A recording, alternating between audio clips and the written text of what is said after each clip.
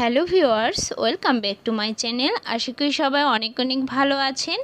আজকে আমি আপনাদেরকে পেঁয়াজের একটি দারুণ ভর্তা রেসিপি শেয়ার করব। তো অন্যরকম স্বাদে এই ভর্তা খুবই টেস্টি হয় খেতে। সবাই কিন্তু আমরা কম বেশি ভর্তা খেতে অনেক পছন্দ করি, আর সেজন্যই কিন্তু পেঁয়াজের এই ভর্তাটি আজকে আপনাদের সাথে শেয়ার করছি। তো চলুন দেখে নিই কীভাবে এই ভর্তা তৈরি করে নিতে হয়। তো প্রথমে আমি চুলায় একটি প্যান গরম করে তাতে তেল দিয়ে দিয়েছি সামান্য পরিমাণে। আর তেলটা একটু গরম হলে আমি এর মধ্যে কয়েকটা শুকনো মরিচ দিয়ে দিচ্ছি। এখানে আমি 7 থেকে 8টার মতো শুকনো মরিচ দিয়ে হালকা একটু টেলে নিচ্ছি। তো এভাবে হালকা একটা কালার চলে আসলেই আমি শুকনো মরিচগুলো নামিয়ে নেব।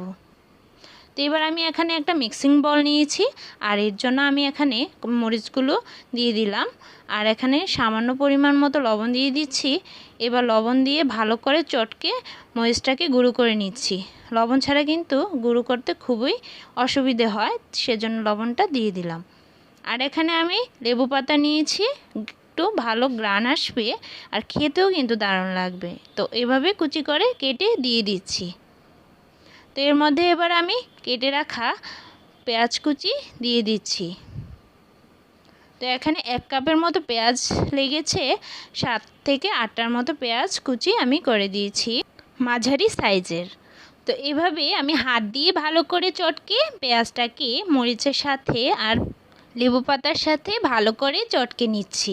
তো এভাবে হাত দিয়ে মাখিয়ে ভর্তাটা তৈরি করে নিচ্ছি। তো দেখুন কতটা দারুণ দেখতে হয়েছে, অবশ্যই কিন্তু খেতেও কিন্তু দারুণ লাগে। আর এখানে সব শেষে দিয়ে দিচ্ছি ধনেপাতা কুচি। আপনারা না চাইলে এটা স্কিপ করতে পারেন।